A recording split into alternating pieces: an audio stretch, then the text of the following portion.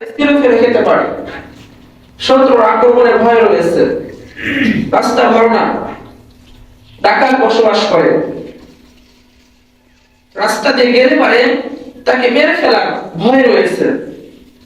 এই ক্ষেত্রে সে মসজিদে জামাতের সাথে শরীক না হয়ে বাড়িতে বসে নামাজ আদায় করতে পারবে, তবে সীমিত সময় পর্যন্ত।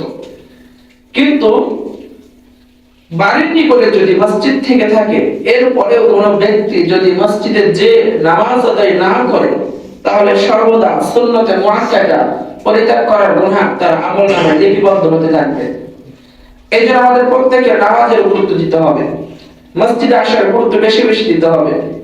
হাদিসের মধ্যে এসেছে, আবু দাউদ শরীফের হাদিস, হযরত আবু হুরায়রা রাদিয়াল্লাহু তাআলা আনহু থেকে হাদিস বর্ণিত, রাইসুল মুহাদ্দিসিন, তিনি বলেন, রাসূল কারীম সাল্লাল্লাহু আলাইহি ওয়াসাল্লাম তিনি ঘোষণা করেন যে আমার মনে চায় আমি কিছু সংখ্যক যুবকদেরকে নির্দেশ দেই যে তোমরা যাও আর কিছু জ্বালানি কাঠ করে নিয়ে আসো, আর ওই সমস্ত লোকেদের বাড়িতে যাই যারা কোনো প্রকার ওযুর ব্যতীত মসজিদে আসে না, আর তাদের বাড়ি ঘর আমি আগুন দিয়ে জ্বালিয়ে দিই।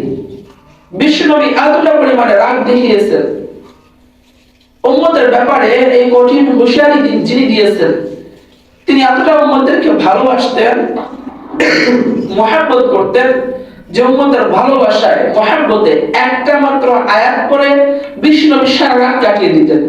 বিশ্বনবী বাড়িতে দাঁড়িয়ে দাঁড়িয়ে সারা রাত ভর নামাজের মধ্যে শুধুমাত্র একটা আয়াত তেলাওয়াত করেছেন।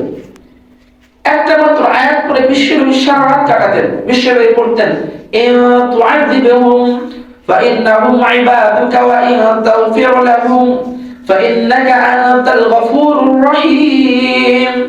বিশ্বনবী আল্লাহ তাআলার কাছে বলতেন নামাজের মধ্যে দাঁড়িয়ে দাঁড়িয়ে, ইয়া রাব্বে কারীম, আপনি যদি তাদেরকে অর্থাৎ আমার উম্মতদেরকে আযাব দিয়ে থাকেন, কষ্ট দিয়ে থাকেন, জাহান্নামে দিয়ে থাকেন, তাহলে তো আপনার কোনো লাভ হবে না, ফায়দা হবে না, তারা তো আপনারই বান্দা।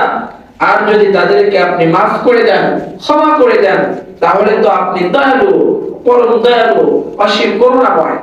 বিশ্বনবী এই একটা মাত্র আয়াত পড়ে সারা রাত কাটাতেন, উম্মতদেরকে বেশি পরিমাণে ভালোবাসতেন, মহব্বত করতেন। এই জন্য আর সেই নবী বলেছেন, যারা কোনো প্রকার ওযুর ব্যতীত মসজিদে আসে না, জামাতে শরীক হয় না, বাড়িতে থেকে যায়, আপন স্থানে নামাজ আদায় করে নেয়, আমার মনে চায় আমি তাদের বাড়ি ঘর আগুন দিয়ে জ্বালিয়ে দেই। এত কঠিন হুঁশিয়ারি বিশ্বনবী দিয়েছেন যারা নামাজে শরীক হয় না, জামাতে শরীক হয় না। হাদিসের মধ্যে এসেছে, রাসূল কারীম সাল্লাল্লাহু আলাইহি ওয়াসাল্লাম ঘোষণা করেন, as-salatu ইমাদুদ্দিন, মান আকামাহা ফাকাদ আকামাদ-দ্বীন ওয়া মান হাদামাহা ফাকাদ হাদামাদ-দ্বীন। বিশ্বনবী বলেন, as-salatu ইমাদুদ্দিন, নামাজ এটা হলো ধর্মের খুঁটি।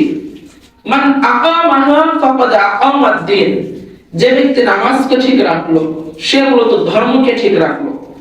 ওয়া মান হাদামাহা ফাকাদ হাদামাদ-দ্বীন, আর যে ব্যক্তি নামাজকে নষ্ট করে